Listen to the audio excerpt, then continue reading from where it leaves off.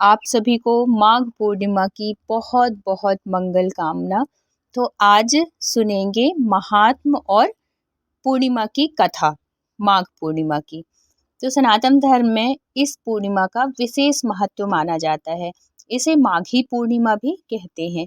इस दिन गंगा स्नान करने का विशेष महत्व माना जाता है, क्योंकि ऐसा माना जाता है कि माघ पूर्णिमा पर भगवान विष्णु गंगा जल में निवास करते हैं और अपने भक्तों को अपना आशीर्वाद देते हैं। इस दिन गंगा स्नान करने से पापों से छुटकारा मिलने की मान्यता है।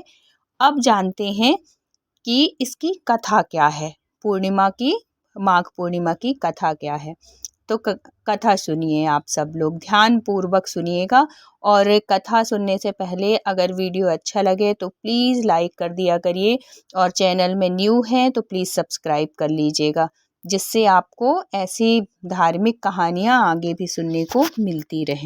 पौराणिक कथा के अनुसार कांतिका नगर में एक ब्राह्मण रहता था, जिसका नाम धनेश्वर था। वह भिक्षा मांगकर अपना जीवन गुजार रहा था।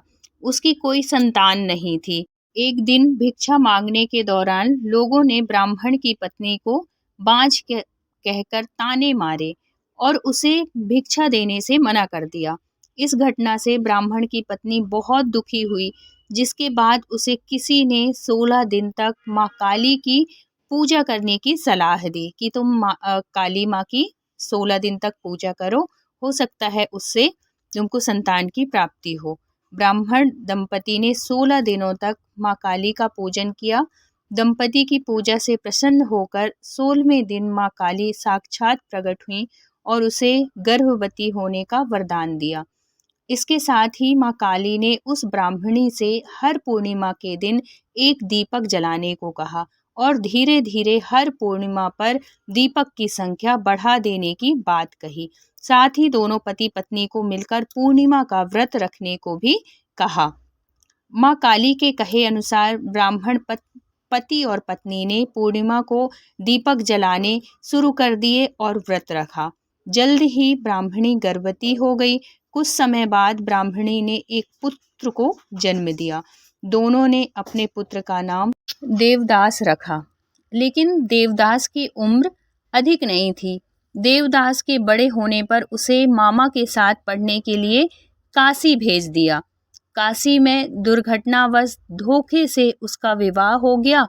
कुछ समय बाद काल उसके प्राण लेने आए, लेकिन उस दिन पूर्णिमा थी और ब्राह्मण दंपति ने उस दिन भी अपने पुत्र के लिए व्रत रखा था, जिसके चलते काल ब्राह्मण के पुत्र का कुछ नहीं बिगाड़ पाया।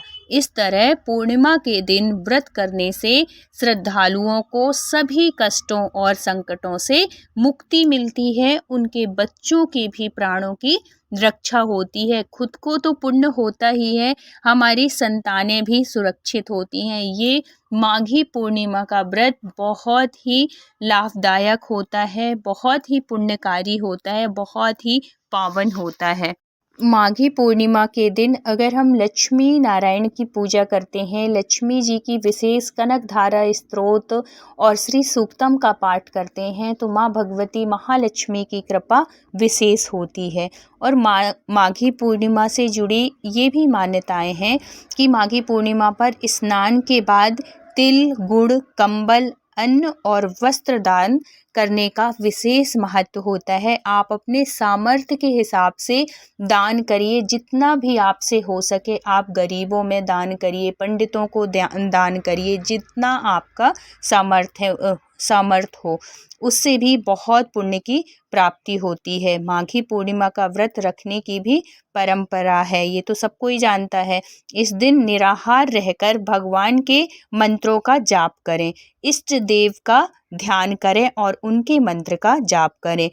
इस पूर्णिमा पर भगवान सत्यनारायण की कथा पढ़ने सुनने का भी बहुत विशेष महत्व होता है। तो पूर्णिमा के दिन आप अगर बहुत बड़े स्तर से नहीं कर सकते, पंडितों को बुला के कि कुछ भी अगर आप नहीं कर सकते हैं तो बहुत अच्छी बात है, और अगर नहीं कर सकते तो आप अपने घर में ही सत्यनारायण की जो कथा की बुक आती है उसको निकाल के जो भी आपके सामर्थ्य के हिसाब से हो वो रख लीजिए, फल फूल रख लीजिए और है तो वो बना लीजिए, पंजीरी भून लीजिए और भगवान का भोग लगाइए और कथा कहिए। इसके करने से भी लक्ष्मी नारायण भगवान बहुत प्रसन्न होते हैं और सुख समृद्धि का वरदान दे के जाते हैं। तो इस पूर्णिमा में ये अवश्य करिएगा। और कुछ चीज़ निषेध हैं जो कि बिल्कुल भी मत करिएगा, जैसे कि किसी की उस दिन निंदा नहीं करना है, चुगली नहीं करना है, तामसिक भोजन नहीं करना है और ना ही बनाना है। इस चीज़ से एक दिन की बात है, थोड़ी सा परहेज कर लीजिएगा, आपके लिए ही अच्छा होगा। जानकारी अच्छी लगी हो तो please like share and subscribe करिएगा। मिलते हैं फिर किसी धार्मिक कहानी के साथ।